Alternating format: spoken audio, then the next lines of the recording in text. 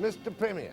Yes, Jack. Isn't it incredible that on August the 5th, you were a lonely little figure on the outside without a hope in Hades of becoming Premier, and since then you've been promising the kingdom of heaven and earth to the people of British Columbia? Are you still suffering from euphoria?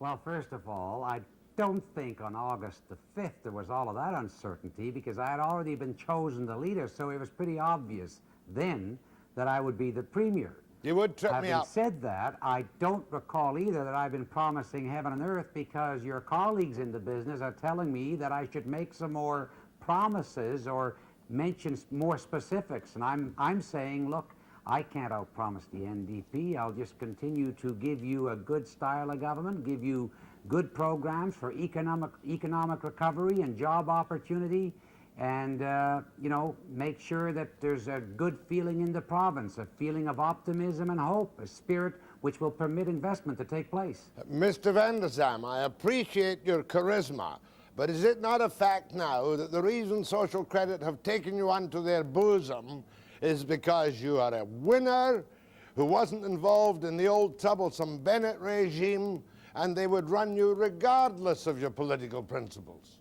Well, of course, I was fairly chosen at the convention, so you can hardly say that. I think certainly a lot of people that perhaps were somewhat dubious then have come aboard since, and the support is everywhere, and I'm happy for that. I'll tell you what. I suppose that too follows because they're very happy with what they see happening in government or happening in British Columbia. We've got our problems, but the mood is great. I'll tell you what the trouble is for many middle-of-the-roaders. You still have an image of a one-man band who was not a good team player in the old Social Credit government, and that you are quite a right-winger. Now, is that not a fair criticism of you from the middle of the road? No, I think I can respond to popular or public opinion, and so a politician should. And as far as being hard-lined, no, I disagree again. I think certainly I'm decisive when the need arises, and so one in a leadership position should be. Can you run a team? And I run a good team. It's a great team. There's a good team feeling, I'll tell you now, in government. It's fantastic. Well, one thing that impressed me, and I'm fairly new in this business, is that you have constantly told us it's going to be open government, everything out front and center. Well, you can't argue with that, and you see it's happening. Tell me the details of the polls taken by Alan Gregg of Decima in British Columbia recently on your popularity and the number of seats you will win. I don't have that detail. All I can tell you, as a matter of fact, I didn't know that it specifically in any way provided such detail as the number of seats. But you knew. All I can tell you is that, yes, it looks good for Bill Vander Zalm, it looks good for Social Credit and all of its candidates through most parts of the province. The polls were taken. To the best of my knowledge, it was done perhaps a week or 10 days ago. Who's going to pay for them, the government or the party? No way, of course not. When there's a government poll, it'll be paid for by government. If it's a party poll, it's paid for by the party. If it's a party poll, the party can keep the information or provide it to whomever it wishes. If it's a public or government poll, it's information for the public. I'm not heavy on polls, as you're aware, and I can assure you there won't be a lot of polling done. That's not to say that, you know, the odd poll isn't helpful. But you're going to disclose money spent for polls by the party. Will you disclose all of the monies to be spent in this campaign? So that I was asked a question by the media a little earlier as to what the campaign cost might be. I don't know exactly again. All I can say is that it'll be less than what the cost of the campaign in 1983. And we'll be given I've seen the projected budget. How much? For the headquarters, for the party, and it's less than what we spent in 1983, and it'll probably be a lot less than what the NDP is spending, because they've already started their pretty expensive TV ads. But you promised open government, and we're going to get all those figures in public, are we not? If it's government, it's available. If it's party, I can't do that. But I don't mind making a lot of that information available to you. You know that, Jack. One of the worst things would be if you won 58 seats, wouldn't it? That'd be too much. Well, you know, now you're being much more the optimist than I am. I'm grateful for the confidence you're talking here, but I don't foresee anything like that. No, I think it'll be a good fight. It'll be a hard fight. It'll be a clean fight. Now, but it's not a walkaway, no. No, but the reason you're going for the election right now is because you haven't made too many boo-boos, except on the minimum wage, on which you've confused a lot of people. Well, why? How did I confuse them? Let's clarify it right now then, Jack. One day you seem to be indicating that there might be in some areas no need for a minimum wage and in other areas to be increased. You were always a man who was against the minimum wage as such. No, I'll tell you what, I'm one of these political people that feels all of these things ought to be sufficiently detailed or researched so that you can account to the public for what it is you're doing. The popular thing is to go the opposition route and to sort of outbid all of the provinces in Canada and promise the highest rate anywhere. But what does that really do to the people that are on the minimum wage? Are they going to be unemployed on account of it? What is the results of all of that to the people employed elsewhere? What does it do in so many areas of industry? I don't have the answers because while governments across the land have studied the names of flowers and the habits of birds, they've never bothered to look at what the effect of the minimum wage, because after all, that's such a political hot potato, they don't touch it. I'm saying if we believe in a minimum wage, then obviously 365, which it was 5 years ago, is not fair today. Mr. Vander Zalm, you have to deal with it equitably, but you have to come from a base of having some background information. Anyway, we're going to have casinos run by the government, we're going to have cheaper beer, we're going to have interference by the government in the I.W.A. if necessary. Is that correct? Just briefly. Well, you know, no, I don't. I suppose, you know, it's fair to say that the Social Credit Party is the last party that wants to interfere in the process of negotiations between a union and industry. I can't say the other parties would take the same approach. They might be more inclined to interfere. I don't think that's the answer. In the long term, people should be permitted to resolve those problems for themselves. And if the government continually starts getting involved, because they are big government, you really kill the process, you kill the confidence that people have in the system or the province, and you lose in the end. So I'm not for being one to interfere. That's not to say that we can forever sit by and let these people argue. We need to find better approaches, and if all else fails, perhaps become directly involved. But let's not do that too soon. With respect to the price of beer, hopefully, sure, why should the working man continually be tabbed with a higher price? You know, this is what's been happening. I think we should be fair and honest about that, too. Cut the price of whiskey as well, then. Well, now, you whiskey drinkers, I don't have any problem with these guys. No, I'm kidding. Abortion you're going to avoid if you can. Property taxes to a school of your choice is going to become an issue, isn't it? No, I don't think it'll become an issue. You believe in it, don't you? It certainly won't be anything that we're getting involved with right now, and if it were done, it would only be tried in one little area to see what the effect of it. And I don't see that happening in the foreseeable future. Two more. We're going to have good government. We're going to have good, solid, honest, open government that gets things done for people and that seeks economic development in order to create jobs rather than a lot of government intervention and government programs and government grants and government subsidies, all of that stuff I don't like. And that's a test which will be decided in due course, because all we've heard from you up to now are the simple words of Vander Zalm. We haven't yet had any actions. Let me ask you this question.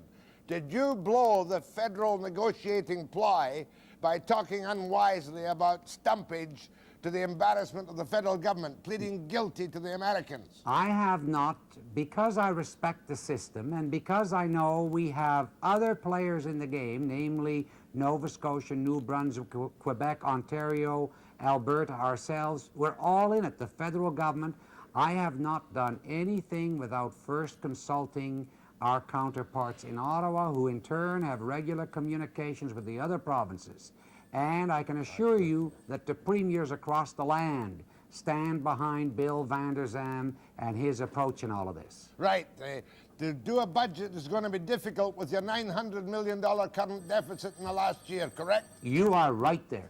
So therefore you can't give extra money for the nurses right now. No, I don't say that. I think we have to look fairly at the plight of the nurses, and I know that this is being dealt with through a mediator, but if, as I understand, I'm now being called upon to meet with them, and if somehow that helps, I'm available. I'm here to try and settle things amicably. Yeah, you and gotta there are a wonderful lot of people, the nurses and the health workers. I've said this before. They're short, amongst the hardest workers in society. You deserve credit for the BCGEU and the deal in Cominco, and you've obviously kind of said of Bill Bennett's restraint policies, they were overdone, and I'm going to raise what money I can and spend it. Well, you know, you can't spend money you haven't got unless you go into debt. Anyway. And if you go into debt, you rack up too much interest and you're paying it to the investors and the people, the money brokers in New York and Switzerland and Japan. I don't like that. Will you invite me to the first opening, it always surprises me, of your big casino gambling on the ferries to Seattle? Well, if that was, when that comes into effect, knowing Jack Webster, you'll be there anyway. You like a good celebration. I never thought it would be done by you, Bill Vander Zalm, approving this dreadful amoral business of big money gambling. Well, listen, we have gambling in British Columbia in spades now. Every corner grocer you walk into, there's a machine by We have the cash abortions, register too. We saying, have put in $1 and you'll be a millionaire sort of thing. And there's 6 signs above it saying other lottery still.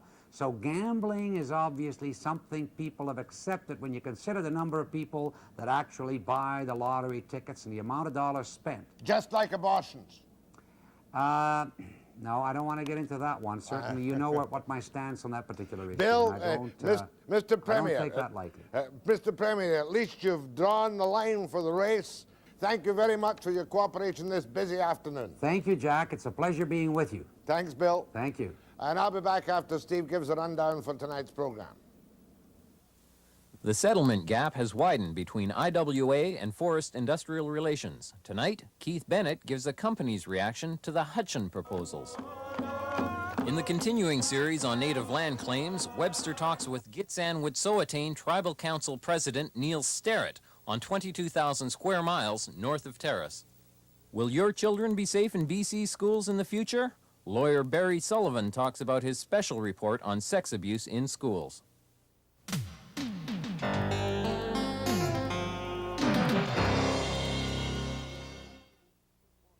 I have in my hands the report just published today of an inquiry into the sexual abuse of children by school board employees in the province of British Columbia, ordered by the Attorney General's Department, the Education Department, Social Services and Housing, and the Ministry of Health, because people of British Columbia have been shocked and appalled and stunned by the outbreak of child abuse in the schools and occasionally, believe it or not, in the classrooms. And the government has responded very quickly, and they appointed distinguished Vancouver lawyer Barry Sullivan to bring in his recommendations. Mr. Sullivan, I suppose your toughest recommendation is mandatory criminal record checks for all those seeking to work in the school boards and schools in British Columbia.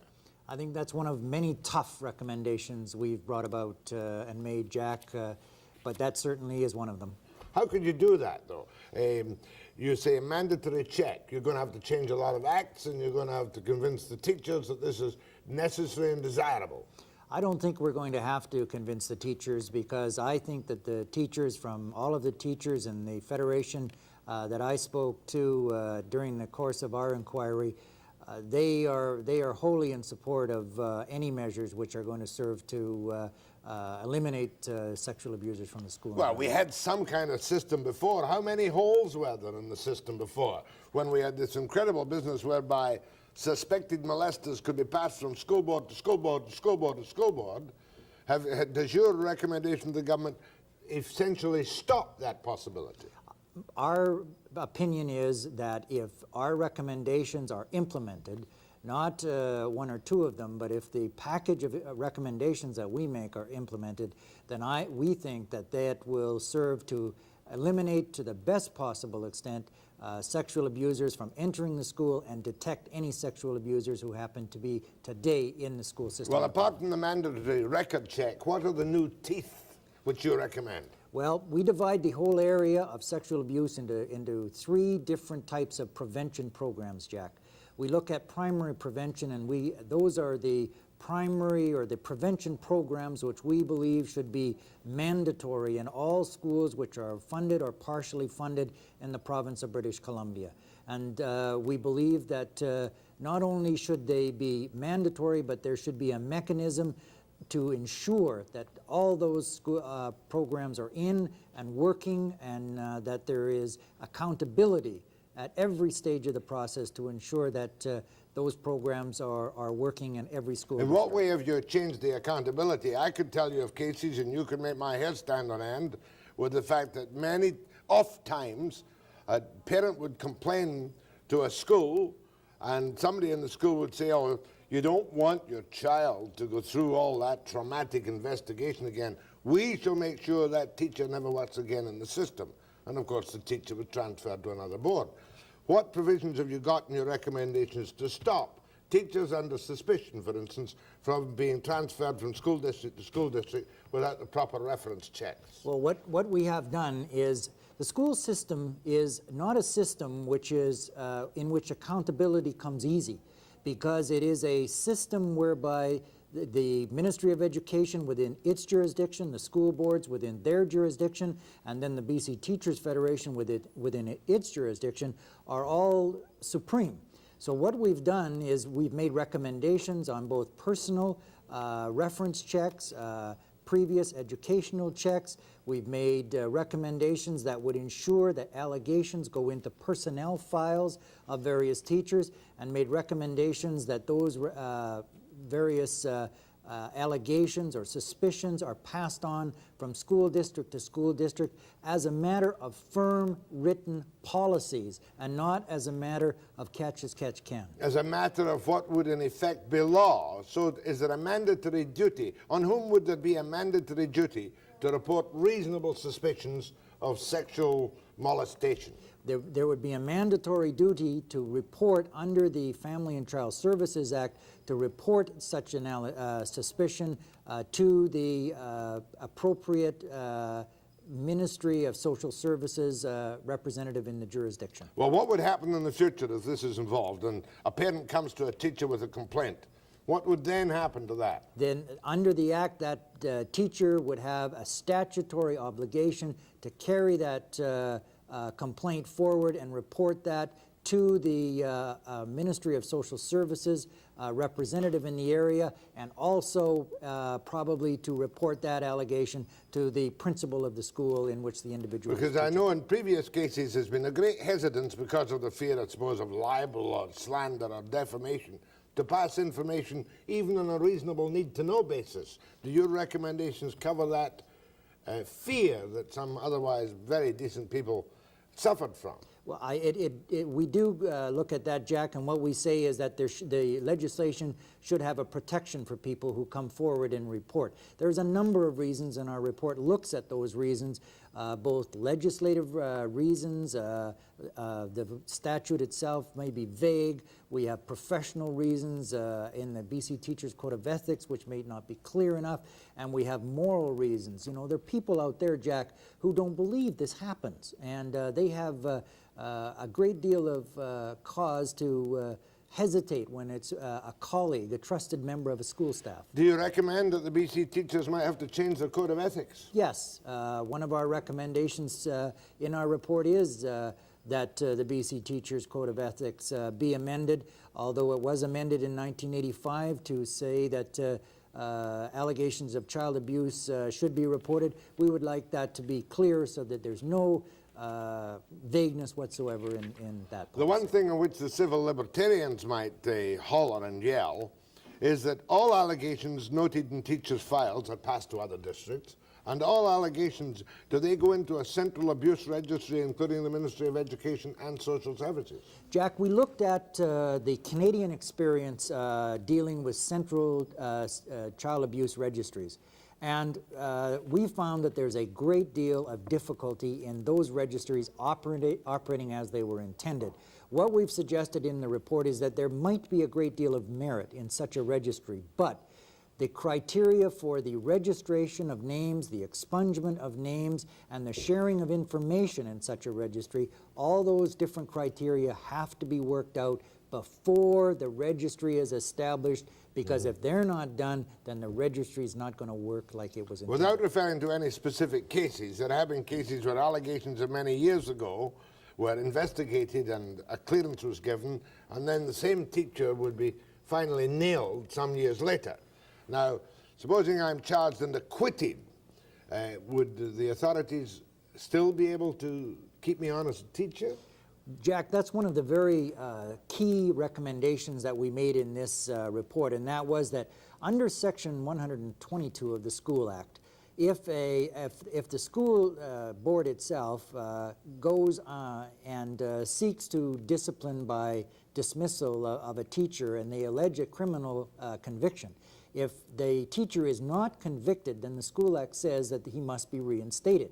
We make a recommendation in our report that if there is an acquittal in the courts, that ought not to bar a subsequent review of that teacher's conduct by the school board, because our view is that an acquittal in a criminal court may result from a whole host of reasons which may not have any resemblance to whether that particular person is a fit and proper person to be in a trust position with respect to children.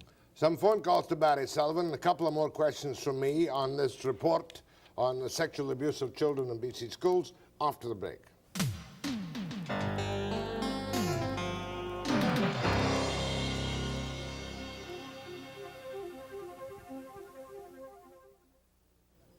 If I may summarize, Barry Sullivan, and your recommendations to the government, what you're recommending is a mandatory record check of which putative teachers would know about when they first went to university.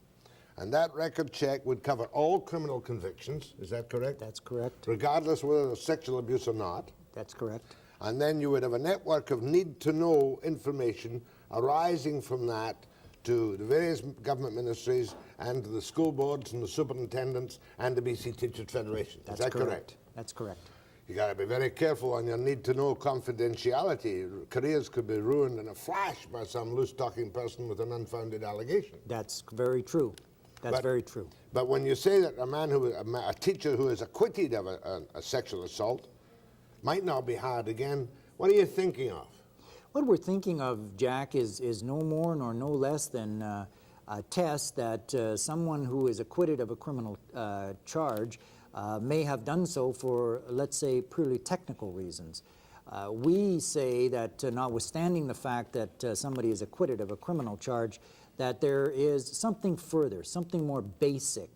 If you are going to be in a trust position with respect to children, then we say that there should be a further inquiry in which it is determined that you are a fit and proper person to be in such a trust position. Or not. Or not, exactly. In other words, even though you've escaped a criminal charge, perhaps because of the lack of some specific proof or some technical fault, the person might still not be fit to be a lawyer or a doctor or a school teacher. Exactly. I think you'll get some resentment on that. Then you talk about setting up a college of teachers. What was that? Well, recommendation, that is. We didn't make a recommendation that that be done, Jack. What we said is that idea of a college of teachers in which the certification function and decertification function, as well as a disciplinary function, might be better dealt with by a separate independent college. This idea has taken shape in California, and all we suggested in our study is a recommendation that the concept of it be explored. In most professional organizations, law and medicine, the certification of the professional itself is done by an independent body, as is a disciplinary function. Perhaps that's overdone just now among the doctors and the lawyers. Sometimes we think maybe we should take that away from you and leave it to the system. Well, I will say this, Jack, in my experience, that the independent bodies police at a greater degree of severity than would an independent Now, body. you want the teachers to amend their code of ethics so that one if they're suspicious of a colleague, they don't, as they presently have to do under the Code of Ethics, to tell the colleague first. That's right. That's what it lays down at the moment. Well, it doesn't really, Jack, because what happened is under the Code of Ethics, that's the normal course of conduct. But in 1985, the teachers amended their Code of Ethics to add a footnote to say that because of the legislation in the province, they didn't have to do that in the case of child abuse. And you also want them to include in their Code of Ethics a prominent statement that they condemn sexual abuse and encourage all members to be vigilant. Yes, we'd like that. Well, now this goes to government now. There'll be some discussion about it, and any legislation or change of the School Act is up to the government. That's correct, Jack. Let's go to a call. Go ahead, please. Yes, good evening, Mr. Webster and Mr. Sullivan. I have a little bit of difficulty with your statement in regards to that should there be a criminal prosecution of somebody and they would be acquitted of child abuse or whatever the charge may be, and then there would be a further review by a school board or some separate commission, because it somewhat sets up a standard of double jeopardy. And I was wondering how, you can deal with that. Well, I think the way we deal with it is nothing more than a look at the reality of the situation. A criminal courtroom is there to determine on a standard of proof beyond a reasonable doubt. We don't want that kind of standard of proof for those in trust positions dealing with children. We want to ensure and protect those children because they can't protect themselves. We have to do it. And it seems to us that whenever we are in doubt, we must protect the children, and we say that that's a small price to pay. Go ahead, please. Hello. That's you. I'd like to make a few comments here. I'm a teacher, and I'm concerned about this allegation on a teacher who might have caused some problems in sexual contacts or whatever. If a teacher ever gets this kind of a label, whether they're innocent or guilty, it's gone, it's over. They might as well forget ever teaching again because they'll never get another job. How do you answer that one, Mr. Sullivan? I think the teacher has a very good point, Jack. But 5 years ago, maybe, but since certain celebrated cases, having seen the loopholes in the system, the public will demand a much higher standard, even if it does seem perhaps to be potentially unfair. Well, I think that's right, and I think that the teachers have to themselves develop their own standard of conduct, and that has to be published to all teachers. But I think with respect to this particular caller, one thing we did when you read the report in total is that we have built in protections to the teacher all the way down the line in terms of him knowing what the allegations are and appeals process. And in writing and all the rest of it at all time. Exactly. But a vastly expanded network of supervision through the ministries and through the BC Teachers Federation, etc., etc. That must come about. Go ahead from Abbotsford. Yes, Mr. Webster. Yes, sir. In view of the fact that we do not consider our criminal court or our courts the supreme authority, what expertise would be brought in to judge the fitness of a teacher who perhaps had received positive teaching reports up to the time of the criminal trial? I'm a little unsure of Well, it depends on the circumstances involved, of course. There may be medical evidence involved at the trial, which still didn't result in a conviction. There might be some particular condition which has been diagnosed, but proof of that act not particularly able to be defined in court. That could be. The other area that I'm thinking of, Jack, and the caller as well, is that the whole area of the sexual abuse of older students in schools, that is to say high school students, has been neglected. And we look at that in the report, and we make some recommendations to deal with that. And these relationships generally take on the form of a dating relationship between a teacher and a student. Doesn't make them any more legitimate, does it? It does not, and we say that the student-teacher relationship absolutely excludes any type of dating relationship between a And student you also remove the 6-month time limitation on when a teacher can be challenged. Is that not correct? Under the BC Teachers Federation Code of Ethics, in order to bring an internal disciplinary proceeding, the matter must be brought forward within 6 months. We recommend that be amended in the case of sexual abuse. We'll watch what happens in the legislature or action by the government. My thanks to Barry Sullivan. Thank you, Jack. Next, we're going to F.I.R. after the break.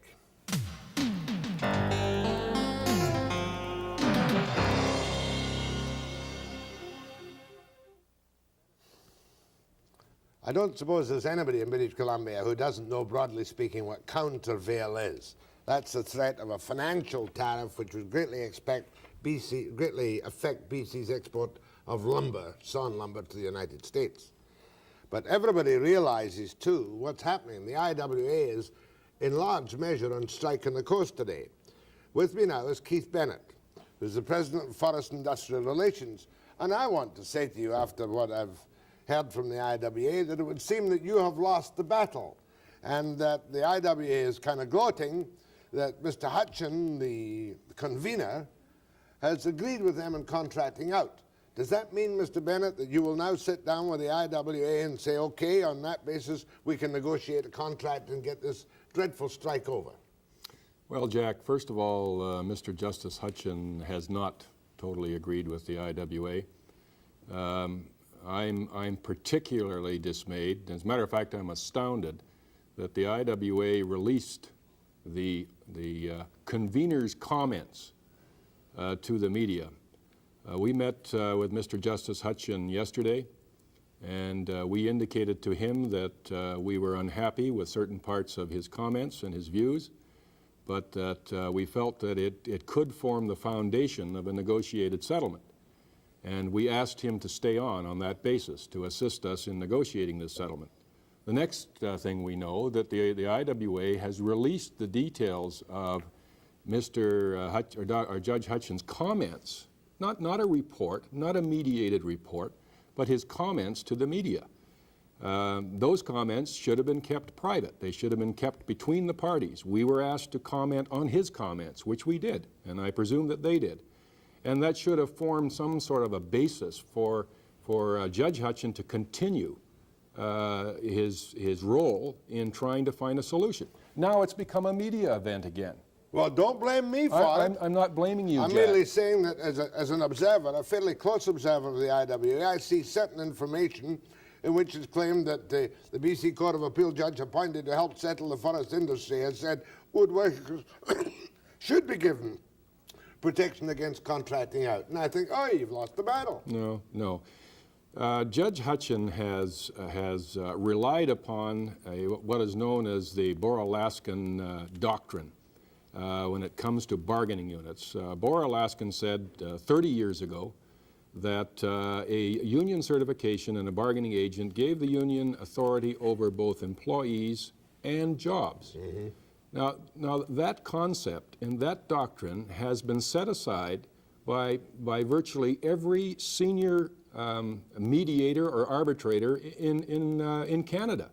Don Munro locally has set it aside. Our Labor Relations Board has set it aside.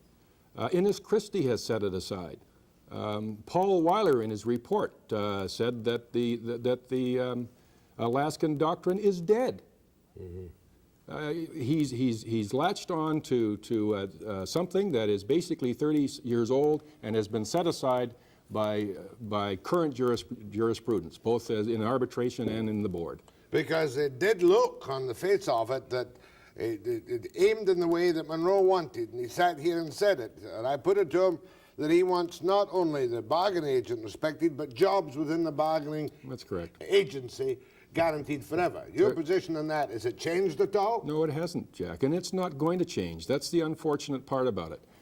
Again, as I said, if the judge's comments had been kept private, as they should have been, and if we had gone back to the judge, and we could maybe have worked our way around this, I don't know. But now we've got locked-in positions, publicly locked-in positions again.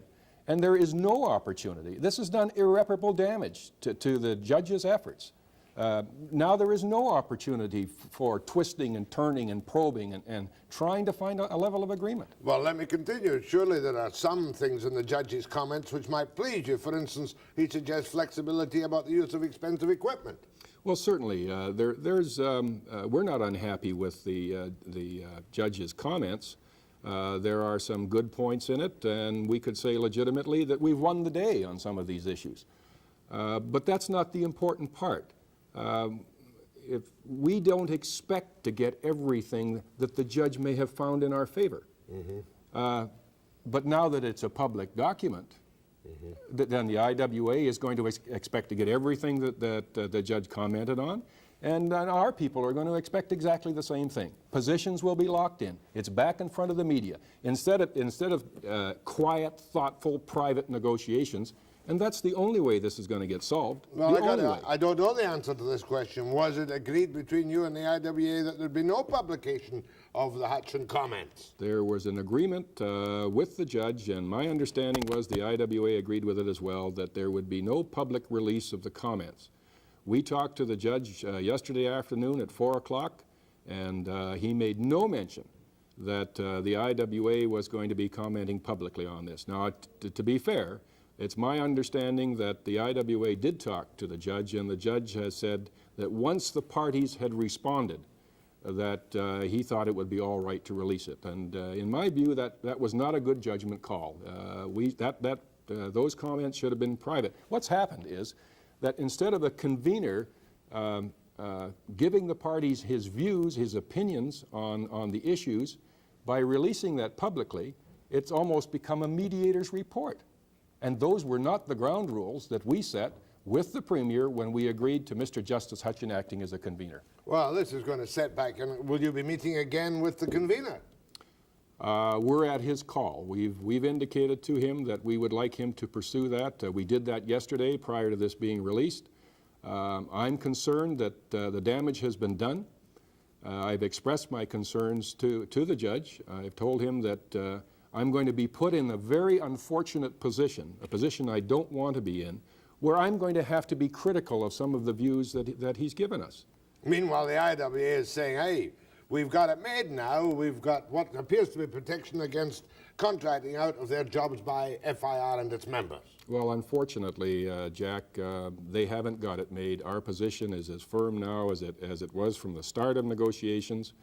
As I said, we're prepared to protect employees. We thought there may have been a foundation for us to privately, quietly develop an agreement with the I.W.A. And unfortunately, because of this release, that opportunity may be lost. What happens now? You're in the same state of non-settlement. You've got, I think it's what, 20,000 I.W.A. men out on strike? That's about right. You've got some trouble with supplies going to the pulp mills, the pulp unions, which are not on strike. Is that correct? Well, I think that other than Mackenzie, most of the pulp mills are running in BC now. Flexibility, is there no room for movement on the flexibility suggested by the judge? Well, again, this is why I'm very reluctant to comment on the details of the judge's comments, because first of all, I think we should be doing it privately, and I don't want to be sitting here criticizing the judge's report when at the same time I'm criticizing the I.W.A. from releasing it. There are parts of that report that, as I said earlier, I think we won the day. I think there are some good parts in it. The part where he has expressed the view that he's in agreement with the Laskin doctrine is frankly unacceptable to us. That's what this strike is all about. That's been the gut issue since day one. Contracting out. And of course, it's on the other side that are Monroe's fears that contracting out means whittling away the union until a few thousand employees send in their dues by, a few thousand contractors send in their dues by mail. But what are contractors? Are I.W.A. contractors second-class citizens? Aren't they members of the I.W.A.? Don't they pay the same dues? Aren't they entitled to the same privileges? Time for one last question to Keith Bennett of F.I.R. What's the next move? Nothing? I wish I could answer that, Jack. I don't know what the next move is. I expected a call from Judge Hutchin this afternoon. He may have called after I left the office. I don't know. But I don't know what the next move is. My thanks to Keith Bennett of F.I.R. I don't know if we compounded anything or not. I don't think so. And I'll be back with my Indian series after the break.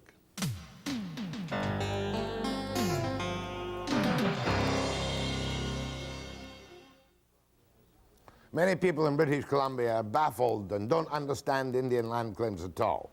So let's look tonight at the land claim by the Gitksan-Wet'suwet'en. And with me in the studio is Neil Sterritt, who is the president of the Gitksan-Wet'suwet'en Tribal Council or Tribal Group? Same thing. Same thing. Okay. How much of an area does your claim cover? 22,000 square miles. And roughly speaking, in what part of the province? It includes all of the upper half of the Skeena River in the area north of Terrace. How many Indians live in that area? There are about 8,000 Gitksan-Wet'suwet'en Indians in that area. Now, how live is your claim? I know that some claims are under a patent negotiation or preliminary negotiation. How live is your claim? Where do you stand in your claim? Well, Jack, we launched a court case against the province of British Columbia in October of 1984. We're going to court on January the 12th of 1987. It's alive. We're putting all of our energy into that case. The province is doing everything they can to prepare and be ready for that date and to fight the case. Now, what is your case? Are you seeking title for all of that 22,000 square miles, did you say? 22,000 square miles. Are you seeking actual title? This is what people don't understand. We're seeking a declaration of ownership and jurisdiction to 22,000 square miles. And what we intend is, upon receiving that declaration, to compel the province and the federal government to negotiate seriously the issue so that we can define our relationship with the rest of British Columbia and Canada for the future. In other words, can I stand in the pub or sit at home and say, goodness gracious me, they want, at 22,000 square miles, they want everything that's inside it, they want any development, any property, and title to everything. Jack, the Gitksan-Wet'suwet'en have always said that they wish to define their relationship with the rest of Canada. The province of British Columbia refuses to negotiate. They refuse to acknowledge that title exists. We have to get them to the negotiating table. We have to get to the federal government to the negotiation table in a serious way. Our case is designed to do that. We must establish first that we do have ownership and jurisdiction. You may not, of course. We may not, but we've got a very good case. But I mean, I'm told again and again and again there are no titles, and I'm led to believe that what you're relying on is the Charter of Rights in the Constitution. Existing Aboriginal rights shall be preserved. Oh, that's only part of the case. The real issue for title and rights arises from the people themselves. I mean, it wasn't there because of the Charter, it wasn't there because of the British North America Act, or because of the Royal Proclamation. That was the European projection of how they related to Aboriginal people. Our people were there and had title and jurisdiction before and have had since. Wave a magic wand for me, and supposing you were dealing with a reasonable government which gave you a reasonable settlement, what would that settlement be? Would it be all the fishing rights? The Gitksan-Wet'suwet'en have worked very hard on that area, and it will be included in the claim. The Gitksan-Wet'suwet'en must have a greater authority and responsibility over the resources within that territory. You mean mines, forests, oil, gas, anything that's there? That's correct, including the fishery. And there is a reason to have that authority and that responsibility. It will be in the interest of the fish, it will be in the overall interest of Canada that the fishery resource is handled more responsibly and is utilized better. Last year... How do we know you're going to be better than the Indian of the Fisheries Department? We have dealt with the Department of Fisheries and Oceans now for 50 or 60 years. They have made many, many mistakes. And in the last few years, we have highlighted some of those mistakes. We've demonstrated what they are. The Gitksan-Wet'suwet'en aren't claiming that they can necessarily do a better job, but there's no question that the Gitksan-Wet'suwet'en and all other people within that territory can do a better job of managing the resource for the future, for themselves, and for Canada. And specifically, you succeeded in putting a list pendants, did you not, on much of that land? Yes, we did. In other words, you've frozen the development of that land until your application for title is resolved one way or another. No, you have to understand what the list pendants applies to. It does not apply to 22,000 square miles. It applies to the Crown-held lots that have not been alienated. In other words, there are surveyed lots adjacent to those areas that a farmer may have a leasehold on. And he may desire, for example, to gain title to that property.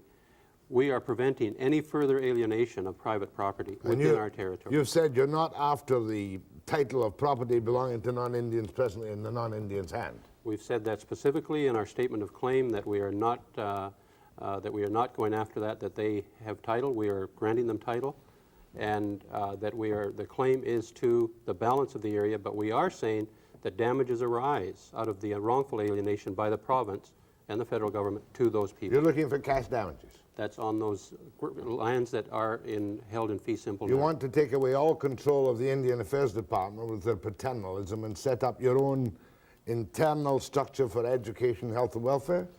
Yes, we do. We want to, the Department of Indian Affairs has to be phased out. I think everybody understands and recognizes that. We must take a larger role in all of those areas. If I were to say, you told me how many, you said 8,000 Gitksan-Wet'suwet'en there? Yes. How many non? We're about a third of the population, which is very large. So there's maybe another 16,000 other people who conceivably could be quite nervous if you win the action. Well, yes, they could be nervous, but they have to understand that what we're saying is on a successful declaration by the court in our favor, we wish to move to negotiations and compel the province to negotiate on that basis. That's what's lacking in negotiations now. For instance, have you got an action against Alcan? We were commencing one when they were proceeding with the Commando Completion Project. That project went on hold 2 years ago. As a matter of fact, 1 week after we filed our claim. And if they decide to revive that project, we will once again go after them. Would the burden of your demands, reasonable or not reasonable, not put a dreadful strain and create divisions in how the financing of the country is handled? Would it not make it very difficult for governments to exist side by side if you're going to take a share of the mining, a share of the trees, a share of the, I'm talking about cash returns? Would this not imbalance it the other way, perhaps? Jack, there's a very important principle, and that is that our area at this point is very much a welfare area, especially for the Gitksan-Wet'suwet'en people. The resources that are harvested there, some of the wealth must stay in that territory for the benefit of the people who are there, and I mean the Gitksan-Wet'suwet'en and all people. But would that not remove the right of the provincial legislature to do certain things? It would, wouldn't it? It would clip their wings for money and other things. Not necessarily. There is when we get into negotiations, we have to define what that relationship will be and how they will benefit from the resource development that goes on there. I'll probably ask this many times during my series, but you're not looking for a James Bay cash settlement. You're looking for a continual share with a proper recognition of title for you in the resources and the land. That's correct. Are your people behind you? Yes, they are. You say a welfare, most of your people are on welfare. Are conditions really bad that have many not become kind of homogenized with the white man's system? I hate to use that, but you know what I mean. Well, there's a cross-section. I mean, there are a lot of people who still live very much in a traditional way, hunting and fishing and trapping. There are others who are doing very well in the present system, but there is a whole group who are involved unfortunately, in the welfare system. The cost of these legal actions must be incredible. It's large. Where do you get the money? Well, we're trying to get federal support for the case, but you know, Jack, it's in the interests of Canada that this issue be resolved finally and properly. And therefore, what that means is that the Gitksan-Wet'suwet'en must put together the best possible case, and so too must the federal and provincial government. It would be Should we, the non-Indian, or I'm an immigrant, should we be afraid of all this? Should we be in a panic? Briefly. No, the average Canadian citizen should not be, and in particular there are many people who are going to benefit, not just the Gitksan-Wet'suwet'en people, but the general community in the Northwest will benefit from this land claim being settled properly. My thanks to Neil Sterritt, President of the Gitksan-Wet'suwet'en Tribal Council. I'll be back after the break.